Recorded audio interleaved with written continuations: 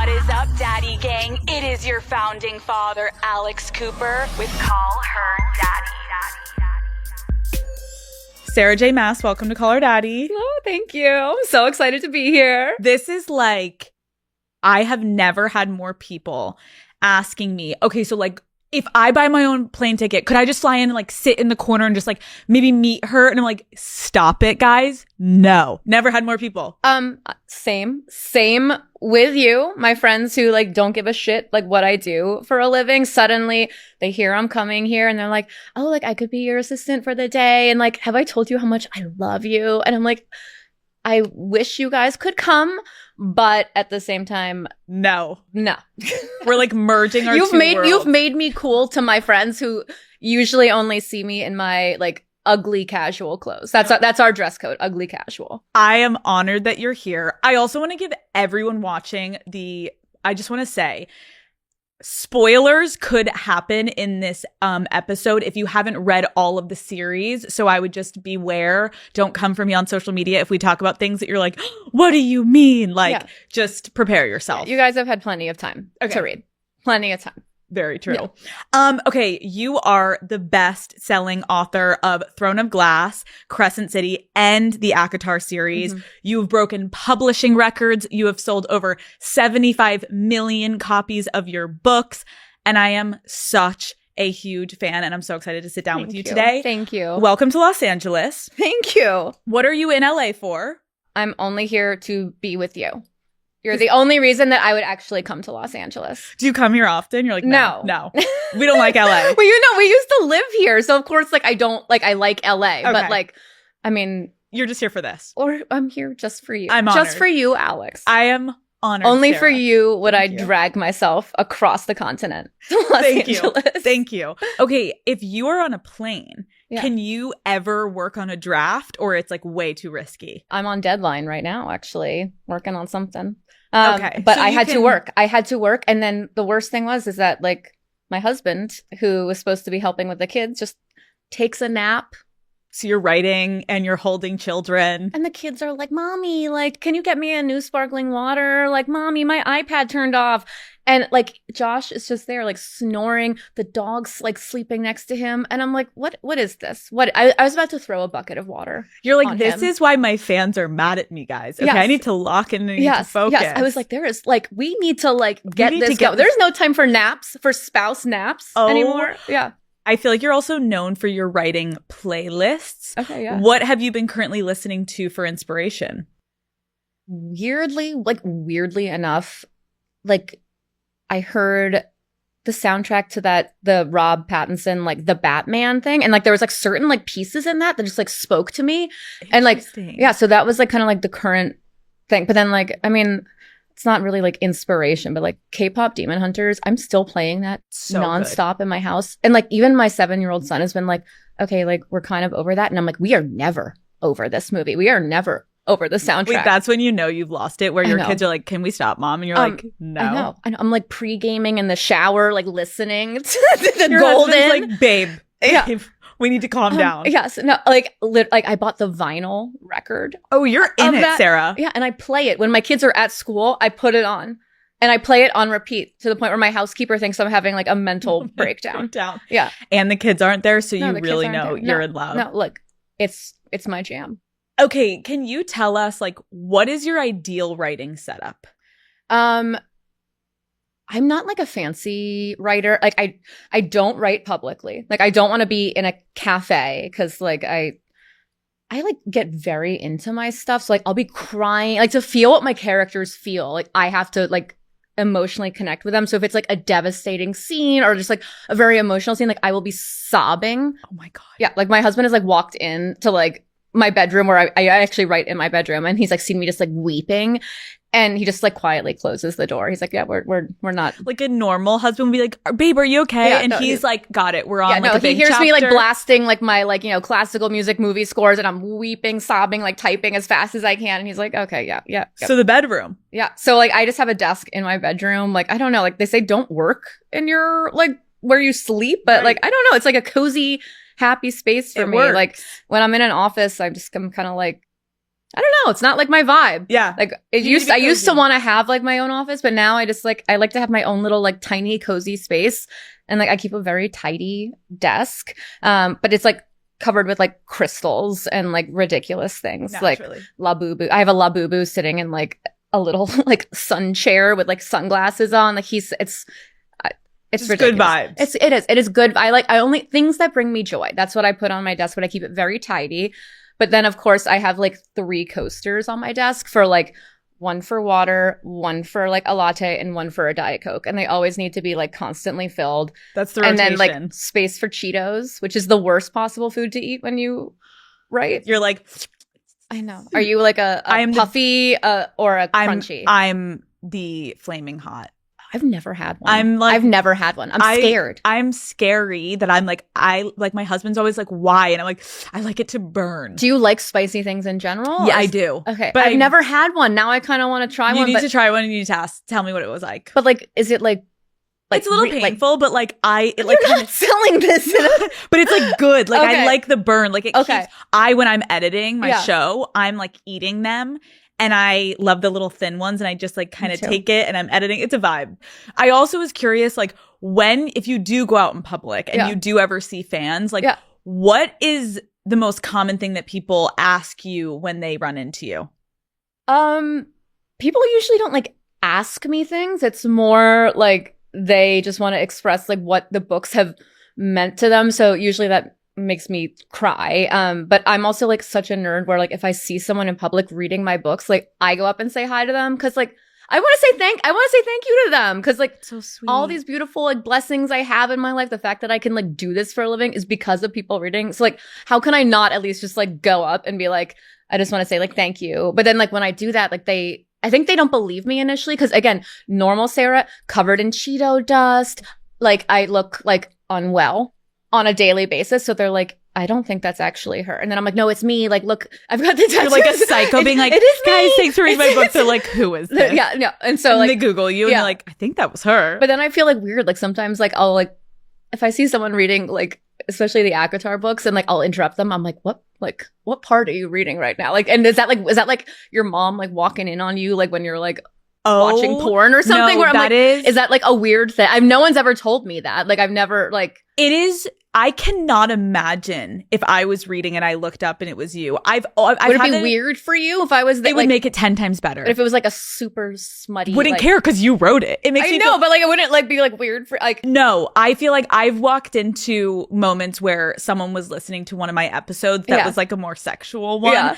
and they're like, I'm listening to you right now. And I do the same thing where I'm like, which one? And then it's like a bonding moment. And it's between the girlies. Yes. Okay. There are obviously so many celebrities who absolutely love you and your books. Which celebrity fan has left you the most starstruck? I mean, I respect like so many of these like women especially. So like Margot Robbie's Margot's become like one of my friends. And like I love, so like meeting her, I just like, she was coming off the heels of like Barbie when we first met, and I just like it was amazing when she and I like first met up. Like we were at like a coffee shop in New York, and it was really, really moving and inspiring to see how many young women came up to her, like not for a picture, not for anything, just to say thank you for Barbie and what that meant to me. So and like I loved, and like that's kind of like the fan interactions that I have are usually like people saying things like that, and so like it was really cool to like just. Like I thought that was like the impact that Margot has had on like amazing. Whip. Like she's just, I love her. When I like describe her to people, I'm like, she's as beautiful on the outside as she is on the inside, and like so smart, and like brilliant. It's an overwhelming combination. It is. But she's a marvelous person. Speaking of Margot, people are obviously dying to know what is going on with this potential ACOTAR TV series. Can you give us any update of like what do you think is happening? So I have the rights back to everything now, and getting the rights back to all my things has been a big part of my journey in recent years that like maybe at some point soon I will like talk more about. Yeah. But like right now, my focus is on books and like since it's been a little while since like you guys have had something. So like I'm focusing on like that, but like I look at any TV movie adaptation as kind of like another facet of like the worlds that I've created. And it's something that I want to be in charge of. Like, I want to be figuring out, like, I want to be learning everything that I can. I'm like a type A, like, control freak a little bit, but like, I want to know like everything about how it gets made, not because of that control, but just because I love movies, I love TV. Like, I want to like be a part of that, and I want to see everything adapted the way I envision it and the way like I know fans want it. And like, I don't ever want to hear like, oh, we need to change this to appeal to like XYZ's demographic. I'm like, no, that's not how you make art. That's not how I create my stories. So like, when I do it, like, it's going to be like, You're going to do it. Me, and I will like dedicate like everything that I have to like making it right. But like, it will be like, I will be in there like, you know, looking at like all the design, but also like, what does it sound like? Because music plays such a big part. Like, so like, I'm not just going to like, the music is going to have to be like a huge project. You'll for have me. to have, understandably, your hands on every single part of it, because it's in your brain. Like, you created this world, so to give it over to anyone else would be no. Like, I view it as like my legacy in a way, where I'm like, I put my books out into the world. That's like one way that the fans are like interacting and seeing these characters, but like the physical version of that like needs to be aligned. It can't just be like someone's take on that. I'm like, no, this is. It's yours. Yeah. Have you seen the fans who have created like the AI world of spring court and like God. It's no, I have not. I need to show you after. Not I Is it cool? It is so incredible. And I'll be on TikTok watching, and I'm like, honestly, they made Rhysand look like, I'm like, how are you going to actually find a normal human being that looks like this? I know. I sometimes like that's part of my problem. It's casting. Just, like, and I'm not going to like settle for someone because I'm like being pushed. I'm like, no. I need to find the perfect person and take however long it takes to find them. I have yet to find my perfect Rhys. I don't really have like anyone in like, that's the thing. I have not found anyone. So I'm like, I can't like be forced to like pick someone. It's gonna happen when it's gonna happen. It needs to be organic. It needs to be like something that comes from me. Yes. And it's like something that I'm proud of, you know? Okay, let's go back, because to anyone who isn't familiar with your full story, so your relationship with writing kind of started as a teenager, but there was a moment in 7th grade where you stopped reading because it wasn't cool anymore. What was it that made you feel that way? Okay, first of all, we read the most boring fucking books that like... And I was a big reader. Like, I loved reading as a kid. I loved fairy tales. I loved all of that. Like, like all the Babysitters Club, the Boxcar Children, but we weren't reading that in school. And like, yes, we were exposed to like great writing, but it was so boring for me, to be like quite honest. Like, just at that age, that like I was like, I'm done. I'm done with it. And what were you like in middle school? I was cool. I've like been through eras of my life. I'm turning 40 like very soon, and I'm having like a big girls weekend, or it's actually more like a week. I got a week out of everyone in the Bahamas, and the theme is Sarah's eras. And okay, can you take us through those eras? So this is because there have been so many versions of me. So middle school, Sarah was like all into like nails, makeup, like Backstreet Boys versus NSYNC versus Spice Girls. I was Spice Girls all the way. Obviously. Always. But then I kind of had like this secret life in middle school where like every day I would like run home from school. Like I would chat with my friends and then like bolt down the streets of New York City to get home in time to watch Sailor Moon on like Cartoon Network every afternoon. Oh my God. And so like Popular Girl was a like anime freak, like obsessed with like Sailor Moon, like all this anime. And then like around 7th grade, I also got into like reading fantasy. Like I figured out like, okay, like there are books that I do like to read that like are like fairy tales and like, but for like grown-ups in a way. So like fantasy became a whole thing. So I was like hanging out with my friends, going to the bar and bat mitzvahs, like dirty dancing on the floor, and then like going home and like taping episodes of Sailor Moon on my VHS recorder. So it all kind of started in middle school where you were interesting. I don't like the books in school, but I like these books that I found in this like fantasy world. Yes. And you started to kind of have an appetite for it. Yes. And then like around the same time, I realized like I didn't just want to read it. Like I wanted to write that kind of thing and come up with my own like adventures. Well, that's what's so crazy is when I was researching, I'm like, you started writing Throne of Glass at 16 years old. Okay, so when I started writing Throne of Glass, I was in my emo Lord of the Rings phase, Sarah. Legolas? I still have my cardboard cutout of Legolas. And like Josh is weirdly threatened by him. Like he doesn't like to see him because like there's all these like stains around Legolas's mouth from like where like I used to like make out with him. Like Sarah, this is iconic. It's the worst and the best thing because I didn't go on a single date in high school. Legolas was my boyfriend. My 7-year-old, I told my 7-year-old son that once when he was younger, and he literally believes me to the point where we were watching the Lord of the Rings once, and he's like, "Hey, mom, look, it's your boyfriend." And you're like, "Yeah, that is." Yeah, and I was like, I know. I was like, "Can you believe I left him for daddy?" So sad. And he's like, "Oh, mom," to the point where like even now. Like, again, I don't really get starstruck, but like even now, if I saw Orlando Bloom, I would piss my pants, shit my pants, vomit on myself, like ovulate, like everything would happen all at once. I wouldn't, like, I would cry. I don't know. Every bodily fluid would just come spraying out of me. I would not be okay. Okay, but this all makes sense though, Sarah, because like I was so curious. I'm like 16 years old. You start writing Throne of Glass, and I know that you like kind of trashed it eventually and rewrote the whole thing. Yeah. But still, to be 16 years old and have the wherewithal to create such a large, incredible world in your head and be able to pen to paper that is really incredible. Well, like, so middle school Sarah was like cool, had a lot of friends. High school, I went to a different high school where I had to start all over again. And like high school Sarah didn't have many friends and like was not very happy, hence the emo Sarah. Like, I mean, full on like studded belt, the like plastic bands, like, and like I was that kid that like had my headphones on like in the hall of school, like probably like very like just feeling like a fish out of water there because like I went to a very like posh Upper East Side high school and like I was not like a lot of the other kids. And so with my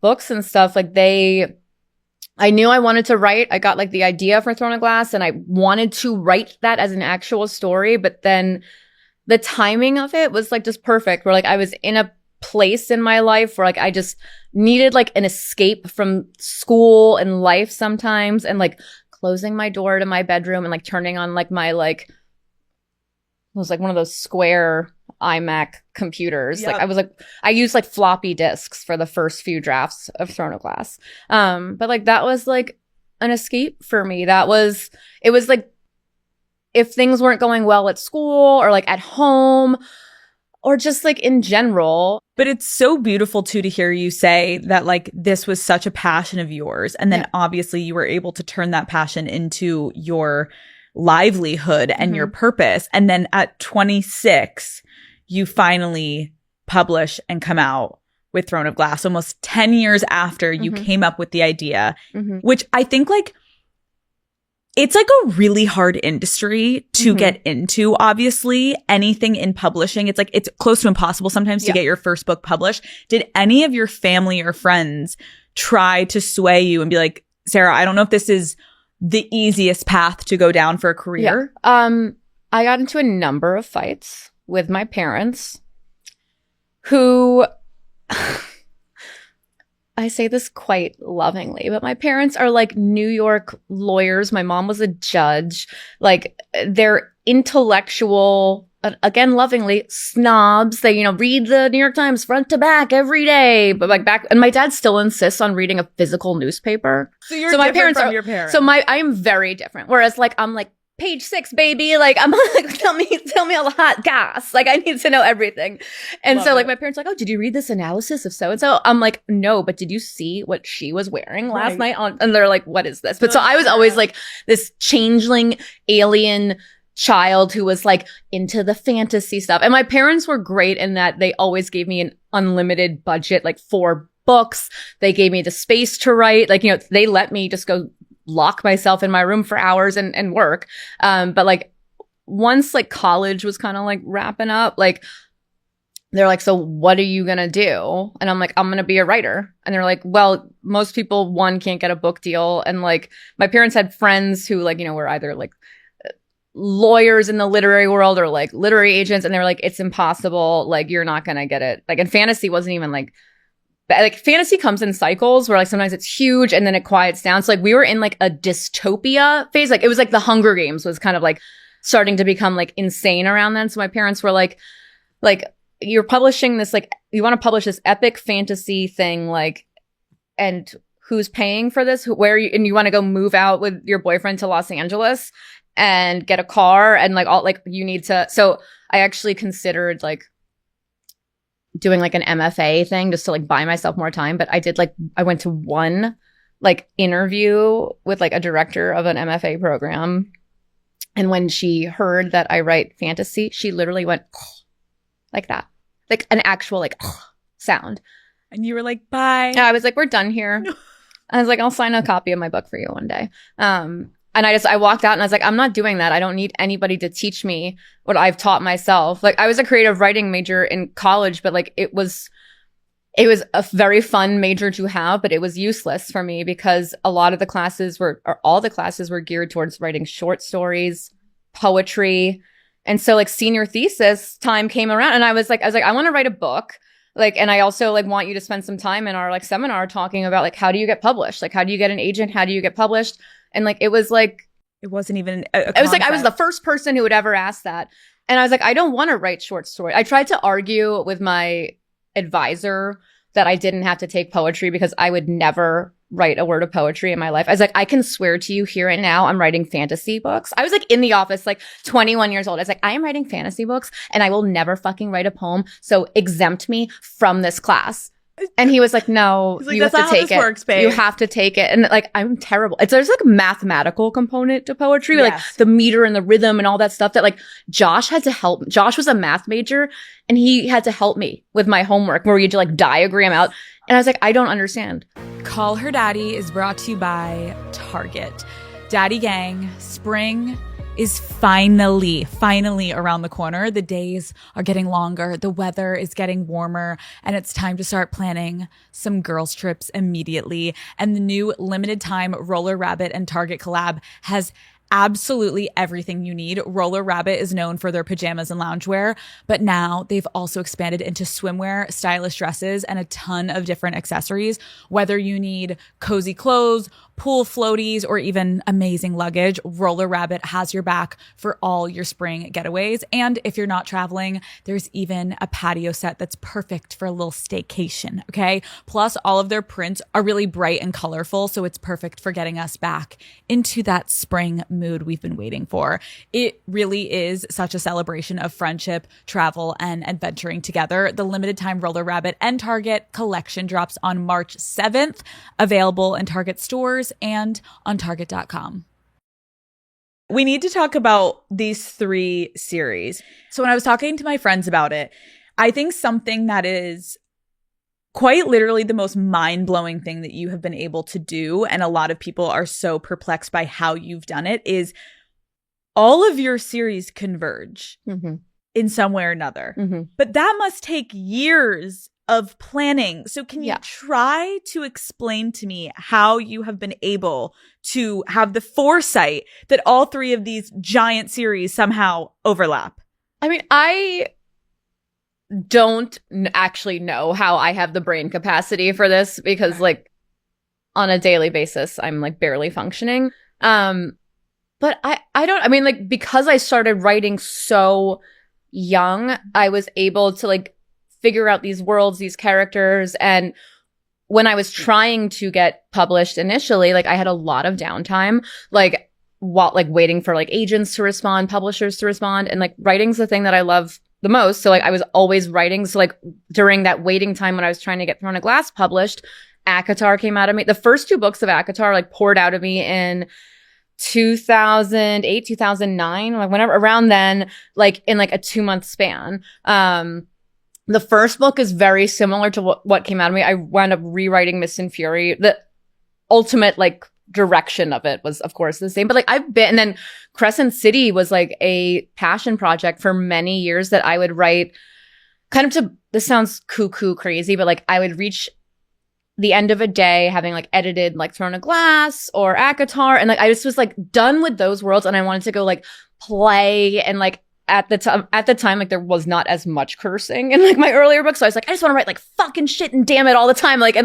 And so Crescent City just started as something I didn't not have any intention of publishing it, and it was just on the side. And then as I was writing that, I was like, oh. And like so I had all this time very early on in my career, even before my career really took off, to like have a vision of what I wanted to do.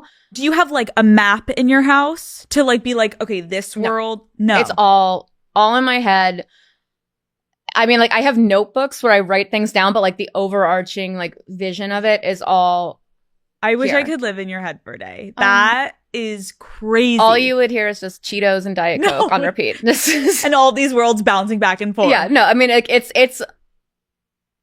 like, it's very strange to have like all of that in your head. Cause like and it's almost like a separate thing where like I have like 2 kids now. So like on a daily basis, I'm like, okay, like what am I making them for dinner that's not like boxed mac and cheese? And then like I like switch between these modes where suddenly like I'll be able to put that away when they're at school, and then like the worlds expand again and I'm living in them. It's like a muscle you have to flex when you get to sit back down. Yeah. But then also like I sometimes like go back, especially with like the music that's inspired like some of the scenes and like the books, and just like I will listen to the music that inspired those scenes and relive those scenes, and like sometimes just like cry or just like and I don't even read what's in there. I just like relive that moment of like clarity where I saw it. And so sometimes in reflecting and going back, I'm able to think like, you know, like that moment really struck me and like stood out to me, like how can we pull that through in the future?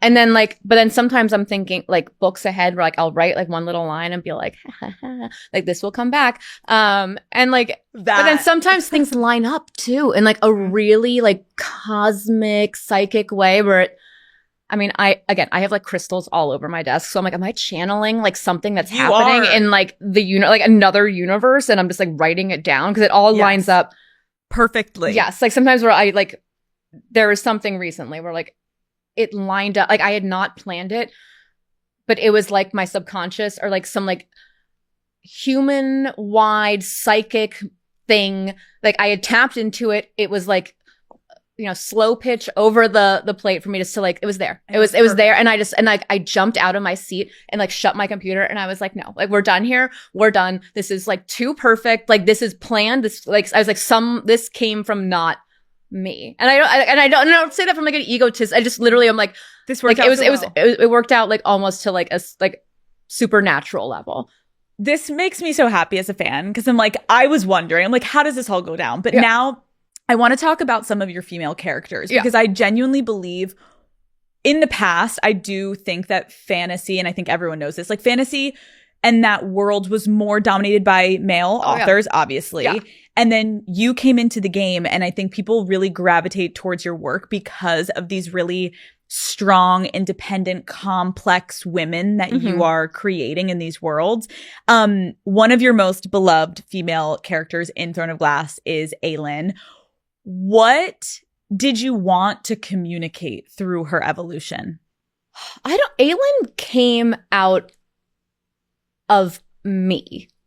And like there was no planned evolution. Aelin, in some ways, her journey mirrored so much of me growing up, growing into like I poured a lot. Like she's not me in any way, but like there was a journey, like a mirror journey there. And a lot of my books are like, and what my characters go through is in some ways like a mirror to things I've been going through. But like Aelin from the start just came out of me fully formed, kind of like Athena springing from Zeus's head, like that. And she just was there.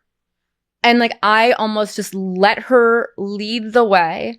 And like my life, like paralleled it where I could understand it sounds like I had no control over her, but I really didn't. And I let her lead me where she needed to go, but also was able to like connect with her. Like, I don't know, like there were just like moments in my life where I can like look back at those scenes in Throne of Glass and remember like what it was that inspired that scene, and not like play-by-play events, but just like a feeling. Like in like the Assassin's Blade like novellas, like there's like one of the later ones, like she's like out all night, like partying and like just like watches the sunrise. And I was like, that was like me, like in college, like staying out with my friends, like having an amazing time at a party, and just like that feeling of like you're young and everything's beautiful and like you are immortal. And like, isn't it amazing to be alive and like here? Like that went into that. And so like those were the things, I mean, like I was able to connect with her in those moments. Like, and so I don't know, like, and then like her rage and her anger, I'm like, I never got to see women being angry and bitchy the way I often felt. Like I always felt like everyone like had to be like sweet and nice. And like I was not those things. I was not any of those things. Like I was always kind when I tried to be to people, but like I had like strong feelings about things. Like I had like, I could fly off the handle at something, and I wanted to write about a woman that like didn't have to be appealing to anyone, and that like I did not give a shit if anyone reading it liked her. Like this was her. Sorry. Like that was who she was, and like take it or leave it. Better. And like I wanted to let her make bad choices and learn from those choices and grow. In the same way that like I also wanted her to have like different romantic relationships. Like I don't know like anyone that like has just been like, I met this one guy and like we're in love and now we're getting married and that's it. Like no, like I wanted her to grow with that and take things away from those relationships. And I don't know, she just like as I was learning all of that stuff growing up, and like, you know, like she was too. Like, so there was just a natural mirror. She was one of the first characters you ever wrote. So it's like, to know that there was a mirror there, it makes sense. And I think it's beautiful that you were like, I literally don't care if anyone likes her or doesn't. Yeah. Like, this is who she is. Take her or leave her. Yeah. I mean, that was the same, like Manon in Throne of Glass. Like that was like an even more extreme version of it. I was like, she's just going to go like with her nails and she's just gonna like do her thing. Yeah. Yeah. You said, you're drawn to writing women who can't kind of be placed in a definable category, which I love. As a woman yourself in this industry, what box have you felt like people have tried to put you in? Oh, you're like, oh, sweetie, how much time do we have? I feel like I should have a sedative before I like completely explode. I just think in general, when a lot of people hear that I write romantic fantasy, you know, like as much as I love my like steamy, sexy, hot scenes, like this dismissal now of like smut, where I'm like, yeah, I write smut, like I love it, but like that's not what like my fans come up to me to talk about. Like they like when they want to come thank me, like it's like, yes, we giggle and laugh about like the hot scenes, whatever, but like they tell me how they left like their abusive husband after they read A Court of Mist and Fury, and like we cry over that. And so like the putting me into this box of like she just writes like really sexy stuff, I'm like, no, I love writing that stuff. I'll always be proud of it. Like, I mean, granted, like I was like copy editing a scene in Silver Flames once where it was like when Nesta blows Cassian at like the dinner table, and my dad was visiting, and I was like, I had like the printed out pages, and my dad was like, what are you working on there? And I was like, oh my God. I was like, nothing. We're done. I'm not editing this scene anymore. It was the worst fucking thing. You're like, Dad, please don't read this. No, and like he insists on it. I'm like, should I rip out pages for you? But then like the sex, but that's the thing where I'm like, the sex sometimes is tied to the plot. Like Silver Flames, for example, like Nesta and Cassian, like they're having like hot sex and like bodily fluids are flying everywhere, but it is like intensely tied to their own emotional journeys and their own journey as a couple. Mm-hmm. And so like this dismissal of it, like it's just like smut, like whatever. I'm like, it's fun. I design it to be entertaining, but it's also moving. And like I write like what I consider to be like cool shit that like means something to me. I love that you just clarified that too, because I do believe it is such a double standard, obviously, with women that like if you at all tap into sexuality or sex in any realm, everything else that you also are contributing in that category is completely dismissed because people are like, oh, you're just writing like sex shit. And you're like, wait, no, that's like, what? Yeah. And so it's so frustrating, but I do believe in a gorgeous way. Like if people took the time, that's also just a testament to people sometimes don't give a shit and they want to misunderstand you. Yes. If you take the time to understand these female characters that you're writing, yes, they have been so liberating for so many women. Yeah. They have helped so many people. Yeah. And it's been an escape for a lot of women, which you've done an incredible job with. Oh, yeah. Yeah. And I think of it as like when I want to reread books, like I'm not going to like the depressing, boring shit. Like I want to read books that make me happy, that have a happy end. And like if you want to read like those other types of books, fine, like good for you. But for me, like I want things where like I go on a journey, like I there's hot sex that I can like, dog ear those pages and like read all of that however many times I want. But then also like it brings me joy. And I find that there is a tendency for people to roll their eyes at things that bring joy and bring women joy, especially. And it pisses me the fuck off constantly. Yes. And again, like you were saying, like anytime like a woman, let's say she writes something and there's like even a little hint of sex that's not like fade to black or like, very like artistically mentioned. It's like suddenly it devalues the work. And it doesn't matter what else is in that book. If there is some kind of like hot graphically, and I'm like, I don't understand though, because you're writing a thing that is so accurate to life, and sex is a part of life. I was going to say, this is the commonality that all of us share in Yes. this world, is we all have sex. We all deserve pleasure. Yeah. And so if we continue to go down the path of women shouldn't write about these things or read about these things or talk about these things, then it really is still just a man's game. Yeah, So it's very like Victorian almost, Yes. where I'm like, okay, like you're like getting into the nitty gritty of like, what, like you're like Midwestern alcoholic. I'm like, what about like the sex? What's going on with that? Like that is a key part of anyone's life. I'm like, you want to have a mirror, like an accurate mirror, and you don't have to have sex, but it's just this idea that like having it there, again, devalues the work. I find it a little more than frustrating.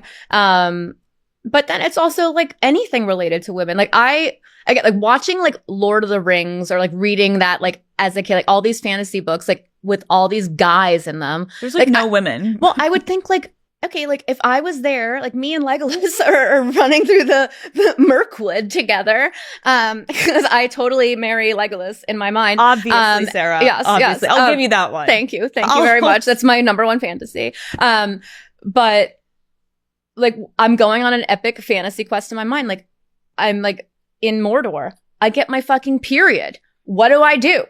And like, I want to write about that shit. I'm like, that's like, I mean, it's not only like funny to me, but it's also like, this is a reality. This It's is like our life. Like, I'm like, and so like in my books, I'm like, I want to write about things that like, the sex, the like, the real stuff. like the real stuff where I'm like, what if you got your period when you were climbing the slopes of Mount Doom? What would you do? Like, are you free bleeding? Like, are you like, do you have cramps? Sarah J. Maas is getting the hard-hitting facts. I just want to know. And maybe some people don't want to know those things, but I do such a deep dive into the worlds, into these characters, that I'm thinking of like bathroom breaks. When was their last period? Like all of that. I think it's so obvious though that although and we always hear the negatives, there's such clearly an appetite for what you've done. I also love how you talk about the real stuff, because speaking of the real stuff, obviously, yes, your books are fiction, but like you are hitting very real, honest topics that you can kind of extract what you want to take from each.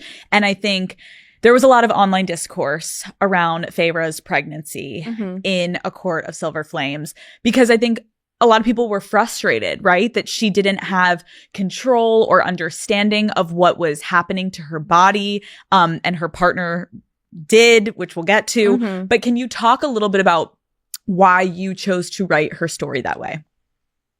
I love my children. I am fucking obsessed with my kids. I hated being pregnant. I hated it. It was traumatic for me every step of the way, starting with like when I was first pregnant with my son, and I was told by like this asshole of a nurse, like, okay, this is your weight and you can only gain this much weight while you're pregnant. And like, as someone who's had like a history with like disordered eating and stuff, like being told like you're only allowed to gain between this much, like here and here, like this is all you can gain during pregnancy. It took every bit of joy away, where instead of focusing on this beautiful baby growing inside of me, I was thinking about the food I was putting in my body. And then the constant tests and appointments where you're being like literally like having like probes in you, and like, just like it felt very, and like I I'm like the person where I have to make myself go to the gynecologist, even though I love my gynecologist. I'm like, I hate doctors. I hate waiting rooms. I hate all of that. I hate the interruption to my daily life. And so pregnancy was not fun. And then my son was born in an emergency C-section 2 weeks late. The people that I knew back then who had kids were like, oh, like, you don't want to take any of the drugs. Like, you will like really hurt like the baby. And it's like the opposite. Like, if you're a good mother, like, you won't like take the pain medication. And so I was like, I came up with a birth plan. I had a doula. I had all this stuff planned out. And if that works for you, like, that's fine. But for me, that was my way of trying to like control it. And then that day, I'm like, I'm told, no, like, I have to have every medical intervention possible. I have to have an emergency C-section. But like, worse than that, like, I went into the hospital and I was told by the doctor who was going to like she was first going to induce me. She was like, go have a big meal because you're going to be like, pushing this baby out all night. So I get to the hospital after having like a big dinner to prepare myself for labor. And then it turns out like I need to have an emergency C-section. But the doctor who is there is a man. And he starts yelling at me saying, why would you eat anything? You can't eat anything. And I was like, your colleague literally told me to go have a big dinner and come here. I did not know I was having an emergency C-section. I'd never had surgery of any sort in my life before this point. So like, for me, even to be in like a hospital gown in a hospital, like, I'm terrified. And then this man I've never met before, and like, is telling me like, this is what we are doing. And like, you did everything wrong. And he's scolding me. So I'm already terrified. This is my first kid. I don't know what to expect. And so then they're like, okay, we're taking you back. And I was like, can my husband come back for like the epidural for all, like, I'd never seen the inside of an operating room. And they were like, no. And I was like, can he please come back? I need someone there with me. I've never done this before. And they're like, he's not allowed in there. And so like, they wouldn't let him back. So I'm like, in the like operating room, like sitting on the table, waiting for this massive needle. And I'm shaking so violently with terror that like, and like all the doctors there like ignored, like they did not give a shit. It was the intern, like the med school intern that like saw me like panic, like a girl. And she came over and like held my hand through it. And I was like, whoever you are. And like, I hope like she probably has no idea that she helped me. Like, that meant so much to me that day, that moment of kindness where it was like a fellow young woman, like being like, this woman is terrified and like no one is being nice to her. And so then like the recovery from the C-section was horrible. The guy like sliced me way too high. He was lazy. I'm probably giving you like way too many details. No, you're not. This is the real shit. He sliced me in a way that was convenient to him, but essentially destroyed like the flow and look of my stomach where it never would heal right, to the point where we moved to a new state eventually, and I got pregnant with my daughter. And like, it took me a while to even want to have a second kid because what I went through in the recovery from the C-section was so bad.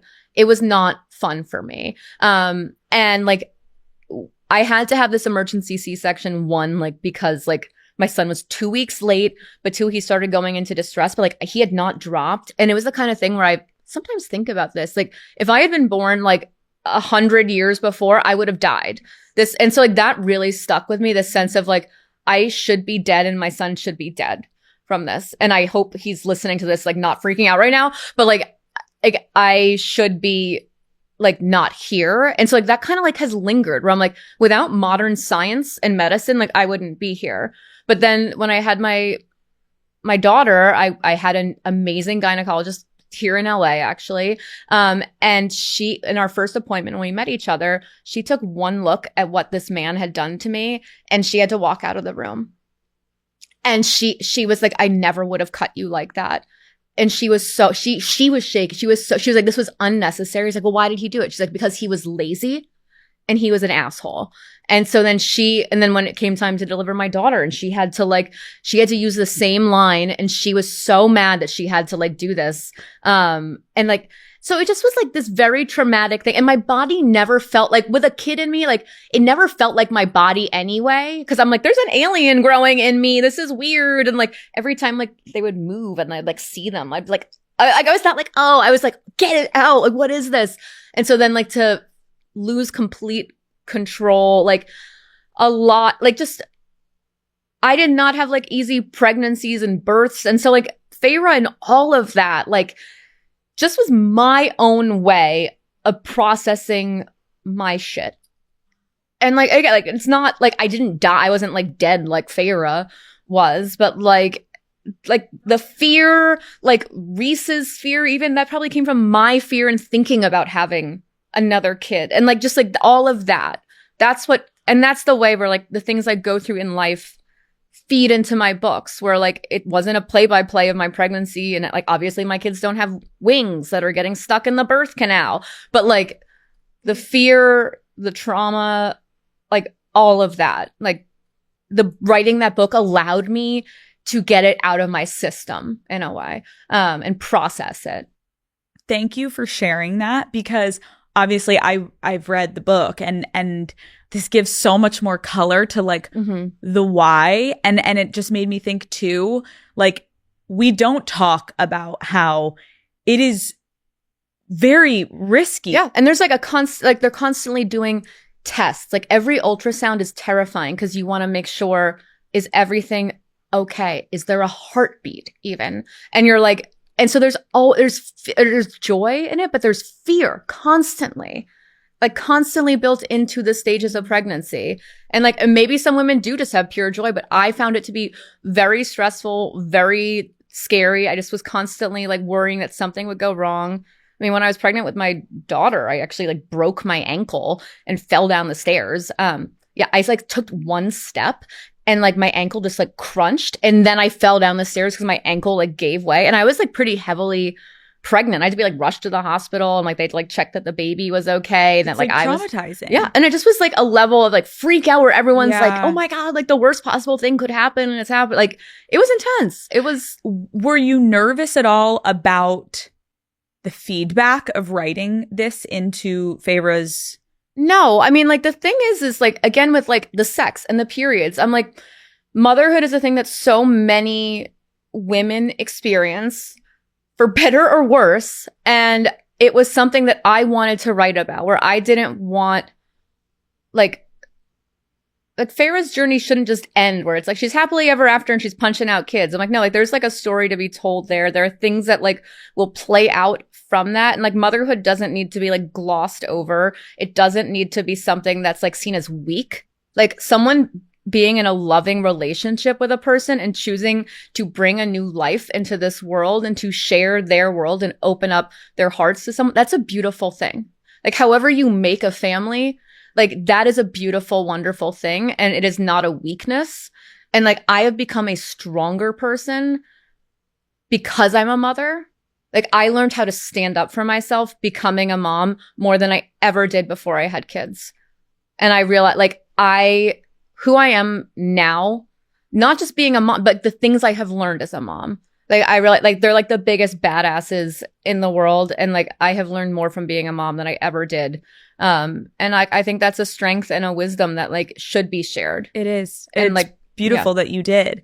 I also remember, and I don't know if you can say if it was related to that, but you've said before that you were going through some mental health struggles while writing A Court of Silver Flames. And in the book, obviously, we see Nesta working through some of her trauma and trying to overcome it. Like, in what ways did your life at the time mirror or influence each other in that writing process?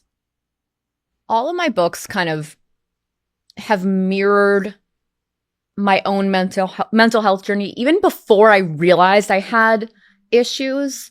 Like a lot of what like Aelin went through and like Air of Fire, all of that, like that was like drawn from like very broken places in me. Mist and Fury, that came out of me and I didn't even realize like what that meant about me. But Silver Flames was really the first time when I understood the connection. And around 2018, I mean, it was the year my son was born. I had 3 books published. I was requested to come back from my maternity leave like a couple weeks later to do like copy edits, like page, like just like reviewing stuff. And like, so like I literally like the stuff I sent in was splattered with breast milk because I was like pumping like while I'm like editing pages. It was a lot. And like there was a lot. And it was like Kingdom of Ash was coming out that year. And like I just kept like refining things and tweaking things, and it's about to go to the printer, and I'm told like it's too long. The book is too long by a couple pages. It has to go to print in like 2 days. We need to find like 5 pages to cut. And like, not just so I went through this book again, pumping, hormonal, recovering from a C-section, frantic to find, like, to move text, or like literally not just like cutting words, but like being like, this line, like you could like bump this word up here, like all like 1,000 pages in a frenzy. I finish it, and then I get an email. Oh yeah, we found the space anyway. It's okay. And so like, it was just like, there was a lot going on. And so like, that was the year that I started to have these like panic attacks where I had this overwhelming sense that something awful was going to happen, that it was all going to go away and implode. And that like it got like, I had a panic attack that lasted for like 2-3 days I'd never had one before. And then they just started happening like more and more frequently until like I got to like the fall of like 2019, and I reached like such a dark place that like I scared myself, and I realized like I needed to talk to someone. I needed therapy. Like it was a very like, I'm feeling like I'm gonna cry talking about it. It was a very, very low moment. And going to therapy wound up being the thing that saved my life. It saved my life. And I went because I looked at my son, and I just was like, I want to be here. This is what I'm fighting for. I don't want to feel this way. The thing that I love the most, writing, has become terrifying to me. Like, I need to not be, in this hole. And so I started going to therapy. I got put on medication. We figured it out. It was rough. But out of that, as I was doing that, that's when I started writing Silver Flames. And so what Nesta feels in that book, I wrote that as I was going through therapy. And so like, I've like never cried talking. I feel very emotional talking about this, but I remember like the exact moment when I like came up with the idea for this scene where she and Cassian are taking that hike and she just breaks down. And like, that was me in New Zealand with Josh at my lowest on a hike thinking the same thing. And just like, and as I was on this hike, I started crying, and then I saw Nesta and I saw this scene.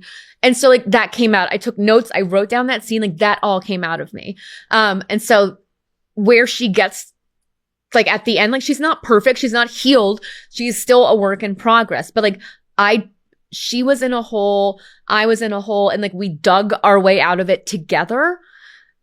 And like the friends that I like made during that, like it's like the friendships she made were like the love that you have with like your romantic partner is one thing, but then like finding like girlfriends that like get you and like don't judge you, like that is another thing. And like that was a gift that I was given too, that like, and so you just, I just basically wrote what needed to come out of me as I was going through all of it.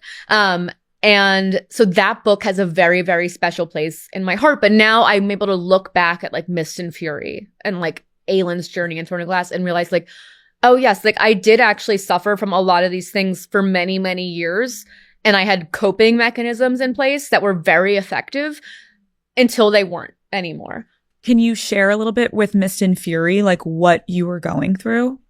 I mean, Feyre's sense of panic, like those panic attacks that she has, where she's describing walls coming in, and like all of that came from feelings that I have, or I didn't even know I was having panic attacks, that race, the acid in the blood feeling, reactions to things, like just like these ups and downs, like all of that. And like I drew on my own like emotional feelings, but I had no idea until I was able to reflect in therapy, like, oh, like, so like high school, like, yeah, like, of course, that's why I felt the way I did. Like my anxiety around like tests and all of that, and like having to like perform, like so many, like I've uncovered so many things about myself, but that now make like looking back on my books, I'm like, oh, this is really interesting. Cause like this was the shit that I was going through without even realizing I was going through that. But Sarah, like, it's so real hearing you speak about this because you sharing your birth journey, and as a woman sitting across from you, when you were like, oh my God, I hope this isn't too much detail, I was like, no, keep going, because I think all of us are sitting here being like, yes, we've experienced it. We've all gone to, whether it's a gynecologist and it's been uncomfortable, or a doctor. And these are real things that kind of are like hush hush and you don't talk about, all the way from that traumatic experience. And then having your child, you having this moment where the thing that you loved the most of like wanting to have a child and also writing, and all of it kind of closing in and not going the way you wanted it to. And everyone's like yelling at you to get these things done. What used to be such a fun time in your life to just write because it was in your brain. Now it's like, it's a deadline. Let's go. It's a job. Yeah. It's a job. And so you started to put too much pressure on yourself because understandably this thing has gotten so massive. Yeah. And unfortunately, as humans, sometimes we literally need the breaking point to slow us down, to be like, something has to change. I can't live like this forever. Yeah. Yeah. And just like realizing that like I do have a value as a person beyond my books, and like the love that like the people around me feel for me is not tied to my success. And accepting that like whatever happens, like that doesn't take away from me and like the blessings that I have in my life, not in terms of like the material things, but like my children, my husband, my friends, like those are all the things that like nothing can take that away from me. And that's what I like realize, like I learned to separate it in a very healthy way, where now like it is like a job for me now, but it's something that I can approach with joy and like confidence, where I'm not operating from a place of fear, which is what started to happen before I had these like massive panic attacks. That is so relatable. And I have also experienced that in my life. So I'm like very in simpatico with you right now. And I think a lot of people can relate to that, of having a feeling in your life where you get something you've always wanted. But then the fear of losing it, it starts to take over your entire body. It eats away at you. And you feel like as big as it keeps getting, you don't have time to stop and process it and enjoy it. And it's like all of a sudden your greatest like happiness that was this passion thing becomes this nightmare. Exactly. That only you can kind of re-regulate and be like, if all this goes away tomorrow, I'm still me. I have my husband. I have my family. And it doesn't have to go away tomorrow, but I have to believe that if I need to know, I would be okay if it didn't. So I can my therapist made me go through a scenario. She's like, okay, it's all done. What are you doing? And like, she made me walk through it. She's like, what do you do? She's like, what's your priority? I'm like, well, I need to make sure that my kids have we went through every worst case scenario, and she had me figure my way out through it until I realized like, I will survive. I am like strong. I am like able to adapt and pivot if I need to. And like, so like knowing that gave me a freedom to be like, yeah, okay, I'll do the thing that I want to do. Like worst case scenario, I'll be like a florist / like DJ / like amateur marine biologist. Like I wanted to be like as a kid. Did you want to? Okay, when I was florist, in middle, DJ, marine biologist. Yes. Okay, like when I was in middle Sarah school, J. Maas, what? When I was in middle school, I had this like, I loved shark. I still love sharks. Okay. But like I wanted to be a marine biologist as well as a writer. Okay. But like I had this dream of like living like on the beach in like the Caribbean, like sleeping in a hammock at night, and then like going out in the morning with like my spear fishing gun and catching my like lobster for breakfast, and then I go out and study sharks all day. And like that was the life I was gonna lead. So you're like, I could tap back into that, guys. And I'll go back to I nearly flunked every science and math course, which is why I did not become a marine biologist. Freshman bio, I was like just on the verge of an F the entire year. It's good to know though. Like if all this goes away, we know where to look for you. Yeah, find me on the open seas. Call Her Daddy is brought to you by Hidden Valley Ranch. Watching a basketball game isn't the same without Hidden Valley Ranch. Am I right or am I right? I'm right? Okay, thank you. I know I'm right, because I will be honest, I'm not tracking every stat over here, okay? What I am tracking is where the ranch is on the table at all times, okay? It is the ultimate MVP in my book. All of your favorite game day food, simply, it tastes better with a big side of Hidden Valley Ranch to just dip it all in. At this point, I am never reaching for a slice of pizza without ranch. It's you just can't do it, right? They're made for each other, okay? And the wings, don't even get me started. Okay. It doesn't matter if your favorite flavor, maybe you're a buffalo girl. Oh, you're a BBQ girl. Oh, you're a lemon and pepper. I respect them all, but they all need a healthy size of Hidden Valley Ranch. You got to dip it in there. Okay. It's really a non-negotiable for me at this point. And if you're looking for an easy way to level up your game day spread, throw a little Hidden Valley Ranch seasoning on your popcorn, pretzels, or whatever snack you're having. Can you guys just trust me? Plus, if you're the type to plan ahead, okay, we love that for you. Grab some Hidden Valley Ranch dip mix for that buffalo dip you are making. Let me just tell you something, truly hits the spot. Look, I don't need to know every player on the court, Matt, okay? But if there's ranch involved, I will sit next to you the entire game, okay? No matter what team you're cheering for, Hidden Valley Ranch has you covered this basketball season. Find your favorite Hidden Valley Ranch products at walmart.com/Hidden Valley.